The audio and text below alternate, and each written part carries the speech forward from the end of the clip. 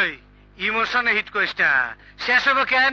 টাকা লাগে মানিক দিব, খা তোরা, আমি যাইতাছি। আর শুভ নববর্ষ, hi, happy new year. Madam একা নাকি? আপনার কি কাজ? কাজ তো একটাই, আজকে রাতটা মিলেনিয়াম নাইট। অনুমতি দেন তো, দুজনে মিলে রাতটা একসাথে কাটাতে। আসসালামু আলাইকুম, ভালো আছেন নাকি? রাইতের বেলা কি খেজমত করা পারি কন? কেন আইছেন?